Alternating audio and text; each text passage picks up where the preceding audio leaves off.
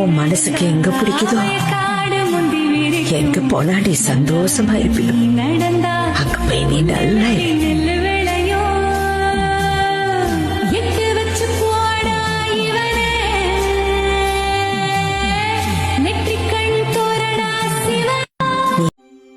வணக்கம் நண்பர்களே, இன்னைக்கு நம்ம கோயில் பயணத்தை திருச்சி மாநகரிலிருந்து தொடங்குகிறோம்.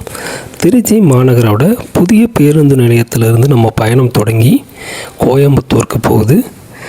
கோயம்புத்தூரில் இருக்கக்கூடிய காந்திபுரம் பேருந்து நிலையத்தில் நம்ம பயணமானது 2ஆம் கட்டத்தை அடையுது.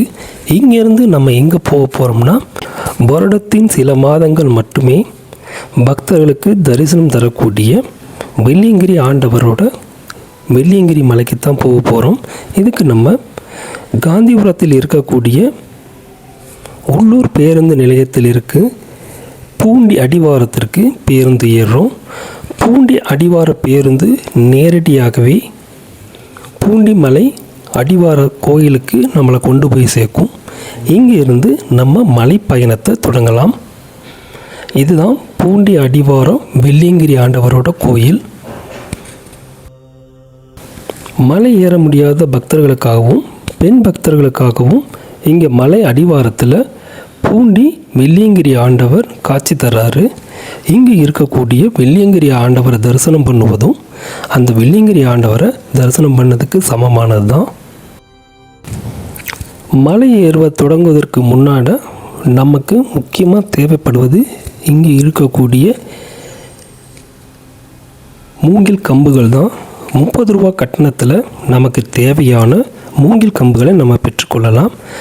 நமக்கு தேவையான கம்புகளை பெற்றுக்கொண்டவுடன் இங்கே இருக்கக்கூடிய சில விதிமுறை போர்டுகளையும் பார்க்கலாம்.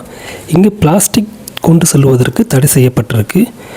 மேலும் தற்சமயத்தில் செப்பல் அணிந்து செல்வதற்கும் தடை விதிக்கப்பட்டிருக்கு. இது போன்ற தடைகள் பல சமயங்களில் மாறுபடும். அது என்னங்கிறத நம்ம தெரிஞ்சுக்கிட்டு நம்ம பயணத்தை மேற்கொண்டால் நமக்கு ரொம்ப வசதியாக இருக்கும். இப்போ நம்ம அடிவார கோயில் இருக்கக்கூடிய வெள்ளியங்கிரி ஆண்டவரை போய் தரிசனம் பண்ணலாம். பெரும்பாலும் இந்த மலை பயணம் இரவு நேரத்தில் தொடங்குவது நமக்கு ரொம்ப நல்லது. ஏன்னா பகல் நேரத்தில் மலை ஏறுவது ரொம்பவும் கடினமாக இருக்கும். அதனால் நம்ம இரவு நேரத்திலேயே மலை பயணத்தை தொடங்கலாம். இங்கே இருக்கக்கூடிய வெள்ளியங்கிரி ஆண்டவர் பற்றிய வரலாறு இங்கே எழுதப்பட்டிருக்கு. இதை முடிச்சுட்டு இந்த கோயிலின் பின்புறத்து வழியாக சென்றோம்னா அங்கே நம்முடைய உடைமைகளை சோதனை செய்து வனத்துறையினர் அனுமதி தர்றாங்க. மலைப்பாதையில் கொண்டு செல்லக்கூடாத தடை செய்யப்பட்ட பொருட்கள் எதுவும் கொண்டு செல்கிறோமான்னு பரிசோதனை பண்ணிவிட்டு நமக்கு அனுமதி தர்றாங்க. இந்த அனுமதி முடிஞ்ச உடனேயும் அங்கே இருக்கக்கூடிய நவகிரக ஒரே கல்லினாலான தெய்வத்திற்கு நம்ம சாம்பிராணி மற்றும் நம்ம மலையேறுவதற்கு முன்னாடி இருக்கக்கூடிய நாக தேவதைகளை வணங்கிட்டு நம்ம மலை பயணத்தை தொடங்கலாம். இது முதல் மலை. வெள்ளியங்கிரி பயணத்தில் நம்ம ஞாபகம் வச்சுக்க வேண்டிய ஒரு முக்கியமான விஷயம், முதல் மலையும் கடைசியாக வரக்கூடிய 7வது மலையும் மிக கடினமான ஒரு மலை பயணமாகவே இருக்கும். அதனால் மற்ற மலைகள் எளிதுன்னு நினச்சிருக்க வேணாம். இதை ஒப்பிடுறப்போ மற்ற மலைகள் கொஞ்சம் பரவாயில்லாமல் இருக்கும். முதல் மலை அப்படிங்கிறது நம்மோட உடலையும் மனதையும் பெரிதும் சோதிக்கக்கூடிய ஒரு மலை பயணமாகவே இருக்கும். முழுவதும் உயரமான படிக்கட்டுகளை கொண்ட ஒரு கடுமையான மலை பயணம் இது. இந்த மலை பயணத்தோட முடிவில் நம்ம வெள்ளை விநாயகர் ஆலயத்தை தரிசனம் பண்ணலாம். முதல் மலை ஏறிய பிறகு நமக்கு ஒரு உற்சாகம் வரும். அதுக்கு காரணம் இங்கே இருக்கக்கூடிய வெள்ளை விநாயகர் ஆலயம்தான். இதற்கு அப்புறம் கொஞ்சம் தூரம் 2ஆம் மலையானது சமதள பாதையாகவே இருக்கும். இது கொஞ்ச தூரத்துக்கு தான். இதுக்கப்புறம் அதை விட கடினமான கரடுமுரடான மலைப்பாதையானது தொடங்கும். இந்த 2ஆம் மலையோட முடிவில் வழுக்குப்பாறை வந்தடையும். வழுக்குப்பாறை, இந்த வழுக்குப்பாறை முதல்ல படிக்கட்டுகள் இல்லாமல் இருந்ததாகவும் அது எப்பொழுது யார் இங்கே படிக்கட்டுகள் வெட்டினார் போன்ற விவரங்கள் இங்கே இருக்கக்கூடிய கல்வெட்டுகளில் செதுக்கப்பட்டிருக்கு. இந்த வழுக்குப்பாறைகள் மழை நேரங்களிலும் கடினமான வெயில் நேரங்களிலும் ஏறுவது ரொம்ப கஷ்டமான விஷயம். அதனால் மழை நேரங்களில் ஏறப்போ ரொம்ப கவனமாக ஏறுங்க. படிக்கட்டுகளே இல்லாத காலத்தில் இந்த வழுக்கு பாறையை எப்படி ஏறி இருப்பாங்கன்னு நம்மளால் கற்பனை பண்ணி கூட பார்க்க முடியல. ஏன்னா அந்த அளவுக்கு கடினமான ஒரு பயணம்தான் இந்த வழுக்குப்பாறை பயணம். இந்த வழுக்குப்பாறையோட முடிவில் வரக்கூடியது பாம்பாட்டி சித்தரோட சுனை. இங்கே குடிப்பதற்கு ஓரளவுக்கு தரமான தண்ணீர் சுனை நீராகவே வருது. அது தேவையான அளவு சேகரிச்சுக்கிட்டு நம்ம பயணத்தை தொடரலாம். இந்த பாம்பாட்டி சுனை தாண்டின உடனே வரக்கூடியது பாம்பாட்டி சித்தர் தவம் செய்த குகை. இங்கு பாம்பாட்டி சித்தர் ஞாபகமாக நாகங்களோட சிற்பமும் சிவனோட சிற்பமும் சேர்த்து செதுக்கப்பட்டு குகைக்குள்ளே வைக்கப்பட்டிருக்கு. இங்கே உட்காந்து கொஞ்ச நேரம் தியானம் பண்ணுவது அவ்வளோ ஒரு நல்ல விஷயம். இது முடிந்தவனும் 3வது மலையானது தொடங்குது. இந்த 3வது மலையானது மூங்கில் காடுகளாலான படிக்கட்டு பாறை மாறி மாறி மறக்கூடிய ஒரு கடினமான மலை தான். இந்த மலை ரொம்பவும் கரடு முரடாகவே இருக்கும். பாதைகள் அவ்வளோ ஒரு எளிதானதாக இருக்காது. ரொம்பவும் உயரமான பாறையாகவும் சில இடங்களில் பாறையும் இல்லாமலும் இருக்கும். இதுக்கப்புறம் தொடங்கக்கூடியது 4ஆம் மலை. இந்த 4ஆம் மலை ஓரளவு புல்வெளி கலந்தே காணப்படும். இது முடிஞ்சவனே வரக்கூடியது திருநீற்று மலை. இந்த திருநீற்று மலையில் இருக்கக்கூடிய மண் பார்ப்பதற்கு திருநீர் போலவே காட்சி தருது. இதைத்தான் பக்தர்கள் திருநீராகவே தங்கள் வீட்டுக்கு எடுத்து செல்கிறாங்க. நம்மளும் போகிற வழியில் நிறையா பேர் இந்த திருநீரை எடுத்துக்கிட்டு இருந்ததை பார்க்க முடிஞ்சது. இந்த மலையோட முடிவில் வரக்கூடியது தான் ஒட்டன் சித்தரோட சமாதி. இந்த வெள்ளியங்கிரி மலைக்காக பல்வேறு விஷயங்களை செஞ்ச ஒட்டன் சித்தர் அவரோட சமாதியும் இங்கே தான் அமைஞ்சிருக்கு. ஒட்டன் சித்தர் சமாதியை நம்ம தரிசனம் பண்ணிவிட்டு நம்ம மலை பயணத்தை தொடரலாம். ஒட்டன் சித்தர் சமாதியை தாண்டின ஒன்றையும் நம்ம கண்ணுக்கு தெரியக்கூடியது ஒரு மிகப்பெரிய பாறை போன்ற அமைப்பு. இதை பீமன் உருண்டை அப்படின்னு அழைக்கிறாங்க. இந்த பீமன் உருண்டையை தாண்டினவனும் நம்ம பார்க்கக்கூடியது வெள்ளியங்கிரி ஆண்டவரோட 7வது மலை. இதுக்கு நடுவில் இருக்கக்கூடியது 6ஆம் மலை.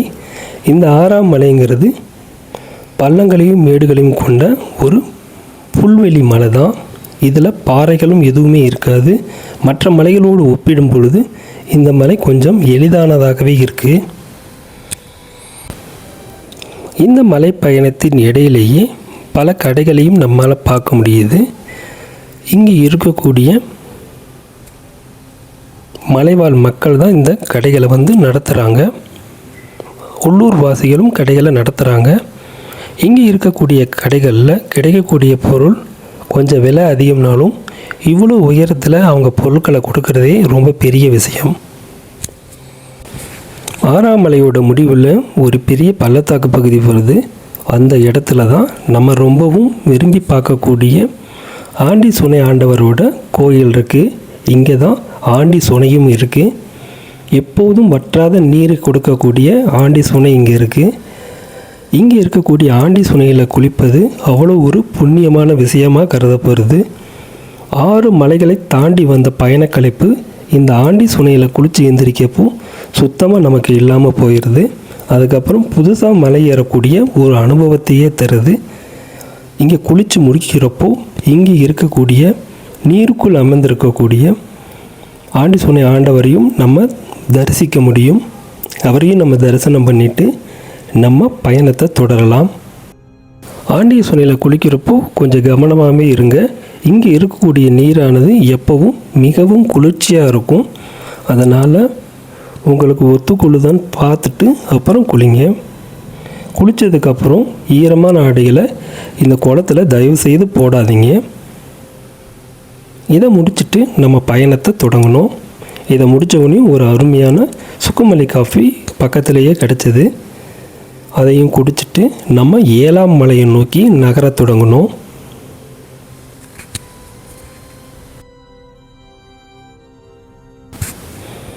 7வது மலையோட அடிவார பகுதியிலே அங்கே மலைவாழ் மக்கள் அங்கே கிடைக்கக்கூடிய பல அபூர்வமான விஷயங்களை கடைகளில் வச்சுருக்காங்க. அதில் வெளியில் எங்கேயுமே கிடைக்காத அந்த மலையில் மட்டுமே கிடைக்கக்கூடிய பொருட்களை அவங்க வச்சுருந்தாங்க. அதையெல்லாம் நம்ம பார்த்தபடியே 7ஆம் மலையை நோக்கி நடக்க தொடங்கணும். இப்போ நம்ம போக போகிறது 7ஆம் மலை. இந்த 7ஆம் மலை அப்படிங்கிறது எந்த விதமான படிக்கட்டுகளும் இல்லாத மிக உயரமான சரிவுகளை மட்டுமே கொண்ட ஒரு ஆபத்தான மலை தான். அதனால் இந்த 7ஆம் மலை ஏறுறப்போ ரொம்ப கவனமாகவே ஏறுங்க. ஏன்னா நம்ம 6 மலை கடந்து வர்றப்போ நம்ம கால்கள் முழுசாக சோர்வாக இருக்கும். அதுக்கப்புறம் நம்ம உயரத்தை நோக்கி படிக்கட்டுகள் இல்லாமல் நடக்கணும். அதனால் ரொம்ப கவனத்துடன் போகணும். இந்த மாதிரி மலைப்பகுதிகளில் தான் நம்ம கொண்டு வந்த மூங்கில் கம்புகளோட அருமை நமக்கு நல்லாவே தெரியும். மலை ஏற நினைக்கிறவங்க கண்டிப்பாக மூங்கில் கம்பு துணையோடவே மலை ஏறுங்க. இப்போ 7ஆம் மலை அடிவாரத்தில் இருக்கக்கூடிய ஆதி விநாயகர் சிற்பத்தையும் பக்கத்திலேயே புதிதாக பிரதிஷ்டை பண்ணக்கூடிய விநாயகரையும் வணங்கிட்டு நம்ம 7ஆம் மலையை ஏறத் தொடங்கலாம். இதுதான் ஆதி விநாயகர் கோயில். இங்கே விநாயகரை வணங்கிட்டு நம்ம 7ஆம் மலையை ஏறத் தொடங்கலாம். இப்போது 7ஆம் மலையோட உச்சியில் தெரியக்கூடிய முடியில் தான் சிவபெருமானோட பாதம் பட்ட வெள்ளியங்கிரி ஆண்டவரோட ஆலயம் இருக்குது. மலை இந்த மாதிரி தான் முழுவதும் பாறையாகவும் பல இடங்களில் சரிவு பகுதியாகவும் காணப்படும். நம்ம இரவு நேரம் பயணம் மேற்கொண்டதோட முக்கியமான நோக்கம் அதிகாலையில் இந்த மலையோட உச்சியில் இருந்து சூரிய தரிசனத்தை பார்ப்பதற்காகத்தான். அந்த சூரிய உதயத்தை பார்ப்பதற்காகத்தான் நம்ம இரவு பயணமே மேற்கொண்டோம். இப்போது நம்ம ஓரளவுக்கு மலையோட உச்சி பகுதியை நெருங்கிட்டோம். சவால் நிறைந்த 7வது மலையில் என்ன சவால் இருக்குன்னா, நம்ம 6 மலை ஏறி சோர்ந்திருப்போம். அதுக்கப்புறம் நம்மளோட உடம்புல தெம்பே இருக்காது. இந்த 7ஆம் மலைங்கிறது சரிவாக இருக்கிறதுனால ரொம்ப கடினமாக மலை ஏறுற மாதிரி இருக்கும். மழைக்காலங்கள்லேயும் அதிகமான வெயில் காலங்கள்லேயும் இந்த மலை ஏறுவதை உடல்நிலை தகுதி இல்லாதவங்க தவிர்த்துடுங்க. ஏன்னா அவ்வளோ கடினமான மலையேற்றம் தான் இது. இப்போது 7ஆம் மலையோட உச்சி பகுதிக்கு வந்துட்டோம். உச்சி பகுதிக்கு வந்ததோட நம்ம சூரிய தரிசனத்தையும் பார்த்துட்டோம். இன்றைக்கி என்ன அதிசயம்னா, நம்ம சூரிய தரிசனத்துக்கு பக்கத்திலேயே சந்திர தரிசனத்தையும் பார்த்தோம். ஒரே நேரத்தில் சூரியன், சந்திரன் மற்றும் சிவன் பாதம் பட்ட வெள்ளியங்கிரி ஆண்டவரோட ஆலயத்தையும் இந்த முறை நமக்கு பார்க்கக்கூடிய ஒரு வாய்ப்பு கிடைச்சது. இங்கே இருக்கக்கூடிய முடிதான் சிவபெருமான் பாதம் வைத்த வெள்ளியங்கிரி ஆண்டவரோட ஆலயம். இந்த ஆலயத்தில் சிவபெருமான் சுயம்பு மூர்த்தியாக காட்சி தராரு. இங்கே இருக்கக்கூடிய மிகப்பெரிய பாறையானது சிவபெருமானாகவும் பக்கத்திலேயே சிறிய பாறை ஒன்று நந்தியம் பெருமாளாகவும் காட்சி தராங்க. அவர்களை நம்ம உள்ளே போய் பார்க்கலாம். இப்போ மலையோட உச்சியே சூரிய தரிசனத்தோடையே நம்ம அடைஞ்சிட்டோம். இப்போ சுற்றி தெரிகிறது தான் இங்கே வெள்ளியங்கிரி ஆண்டவரோட ஆலயம். பாருங்கள், இந்த பகுதியோட உட்பகுதியில் நம்ம சென்று சிவபெருமானை தரிசனம் பண்ணிட்டு மறுபாதை வழியாக நம்ம மலை இறங்க தொடங்கலாம். இந்த மலையில் ஏறுவதற்கும் இறங்குவதற்கும் தனித்தனி பாதைகள் இருக்குது. பூஜைக்கு கொஞ்சம் நேரம் ஆகும்னு சொன்னதுனால நம்ம காலை வேலை பூஜைக்காக காத்திருந்தோம். அப்போது இங்கே மலை உச்சியில் இருக்கக்கூடிய சில அற்புதமான விஷயங்களை நம்ம வீடியோ எடுத்தோம். இது மலையோட உச்சியில் இருக்கக்கூடிய பகுதி. இதோட எல்லைங்கிறது கேரளாவோட தொடக்கமாக இருக்குது. தமிழ்நாட்டோட எல்லை முடிகிறதும் கேரளாவோட எல்லை ஆரம்பிக்கிறதும் இந்த வெள்ளியங்கிரி மலையில் தான். இப்போது நம்ம கோயிலுக்குள்ளே போக தொடங்கலாம். இங்கே கோயிலோட அதாவது வெள்ளியங்கிரி மலையோட சிறப்பே இங்கே இருக்கக்கூடிய நேர்த்திக்கடனுக்காக செலுத்தப்பட்ட சூலாயுதங்கள் தான். இதுதான் வெள்ளியங்கிரி ஆண்டவர் சன்னதியோட நுழைவு பகுதி. இதை சுற்றியுமே வேலி போல சூலாயுதங்கள் நேர்த்திக்கடனாக செலுத்தப்பட்டிருக்கு. இங்கே நுழைவு பகுதியில் மிக பிரம்மாண்டமான ஒரு சோலாயுதமும் இருக்குது. இது வழியாக தான் நம்ம கோயிலுக்குள்ளே போக முடியும். இங்கே கோயிலுங்கிறது ஒரு கட்டுமான பகுதி கிடையாது. இயற்கையான பாறைகளுக்கு நடுவே அமைந்த சுயம்புவாக தோன்றின ஒரு கோயில் தான். அந்த சுயம்பு கோயிலுக்குள்ள சிவபெருமான் லிங்க ரூபமாகவும் பக்கத்திலேயே நந்தீஸ்வரரும் சுயம்புவாகவே இங்கே தோன்றி காட்சி தராங்க. இப்போ கோயிலோட நுழைவாயிலை தாண்டி உள்புறம் போகலாம். இங்கே முன்பகுதியிலேயே விநாயகருக்கு தனியாக ஒரு சன்னதி இருக்குது. விநாயகரையும் இந்த கோவில் காவல் தெய்வங்களுக்கும் தனியாக சன்னதி இருக்குது. அவங்களையும் வணங்கிட்டு நம்ம வெள்ளியங்கிரி ஆண்டவரை போய் தரிசனம் பண்ணலாம். இங்கே கோயிலுக்கு வர்றதை திட்டம் போடுறவங்க இரவு நேரத்தில் மலை ஏறி வந்தால் காலை நேர 6 மணி பூஜையும் அல்லது 8 மணிக்கு நடக்கக்கூடிய காலை நேர பூஜையும் நம்ம பார்க்கலாம். அதுக்கேற்ற மாதிரி பயணத்தை திட்டமிட்டு வாங்க. அப்போ தான் இங்கே வந்து நம்ம வெள்ளியங்கிரி ஆண்டவரோட முழு பூஜையும் தரிசனம் பண்ண முடியும். பூஜை நடக்க நேரம் ஆகுங்கிறதுனாலையும் பூஜை நேரத்தப்போ நம்ம முழுதாக வெள்ளியங்கிரி ஆண்டவரை தரிசனம் பண்ண முடியாதுங்கிறதுனாலையும் முதல்ல ஒரு முறை வெள்ளியங்கிரி ஆண்டவரை போய் சாதாரண நேரத்தில் நம்ம தரிசனம் பண்ணணும். இந்த தரிசனத்தை முடிச்சுட்டு நம்ம 8 மணி பூஜைக்காக காத்திருந்து இதற்காக கோயிலோட முகப்பு பகுதியிலேயே நம்ம காத்திருந்தோம். சுற்றி இருந்த இயற்கை காட்சியை ரசித்தபடியே நம்ம காத்திருந்தோம். இப்போது காலை நேர பூஜையானது, அதாவது 8 மணிக்கு தொடங்கக்கூடிய பூஜையானது இப்போ தொடங்குச்சு. பூஜைக்கு முன்பே பன்னீர் கொண்டு அந்த வாசலை தெளித்து சுத்தம் பண்ணுறாங்க. ஏன்னா அந்த இடத்துல தான் சாம்பிராணி அபிஷேகமும் விபூதி அபிஷேகம் மற்றும் தீபாராதனையும் காட்டுவாங்க. அதற்காக முதல்லையே இந்த பன்னீரால் சுத்தம் செஞ்சிடறாங்க. அதுக்கப்புறம் விநாயகருக்கு பூஜை போட்டு காவல் தெய்வங்களுக்கும் பூஜை போட்டுட்டு மலைவாழ் மக்கள் மற்றும் சிவனுக்கு ஏற்ற வாத்தியங்களை வாசித்த பிறகு இங்கே பூஜையானது நடைபெறுது.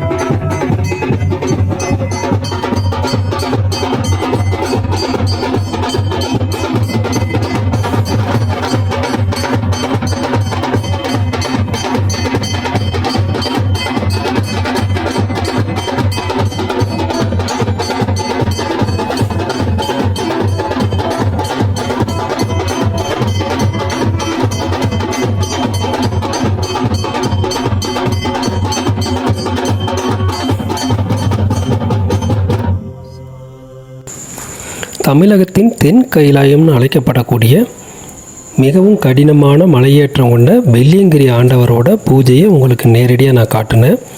இப்போ கோயிலோட வெளிப்புறத்தில் நந்தீஸ்வரராக நம்பப்படக்கூடிய நந்தி கல் முன்னாடி, இதான் நந்திப்பாறை. நந்திப்பாறைக்கு முன்னாடி நம்ம அமர்ந்து வணங்கிட்டு இயற்கையோடு சேர்ந்து அந்த இறைவனோட மலையில் கொஞ்ச நேரம் அமைதியாக உட்காந்து இயற்கையோடையும் இறைவனோடையும் தியானம் பண்ணிட்டு மலையை ரசித்தபடியே நம்மோட பயணத்தை முடிச்சுக்கிறோம். மலை ஏறுபவர்கள் முடிந்த அளவுக்கு இந்த மலையும் இயற்கையும் பாதுகாப்பாக வச்சுக்க பிளாஸ்டிக்கை முடிந்த அளவுக்கு தவிருங்கள். தேவையில்லாத குப்பையை இங்கே போடாதீங்க. முடிஞ்ச அளவுக்கு இயற்கையும் இறைவனையும் வணங்குவோம், போற்றி பாதுகாப்போம். உங்கள் உடலும் மனசும் ஒத்துழைச்சா வாழ்க்கையில் ஒரு முறையாவது இந்த வெள்ளியங்கிரி ஆண்டவரை தரிசனம் பண்ணுங்கள். மிக கடினமான மலையேற்றம் தான். அதுக்கு ஏற்றாற் போல் உடலை தயார் பண்ணிக்கிட்டு இந்த மலையேற்றத்துக்கு வாங்க. 6000 அடி உயரத்துக்கு மேலே இருக்கக்கூடிய வெள்ளியங்கிரி ஆண்டவரை வாழ்க்கையில் ஒரு முறையாவது தரிசனம் பண்ணுங்கள். இன்னும் இது போன்ற நல்ல நல்ல வீடியோக்களை உங்களுக்காக நான் பதிவிடுறேன். அதற்கு தொடர்ந்து உங்களோட ஆதரவை நம்ம சேனலுக்கு தாருங்கள். நன்றி நண்பர்களே. மீண்டும் ஒரு நல்லதொரு வீடியோவில் சந்திப்போம்.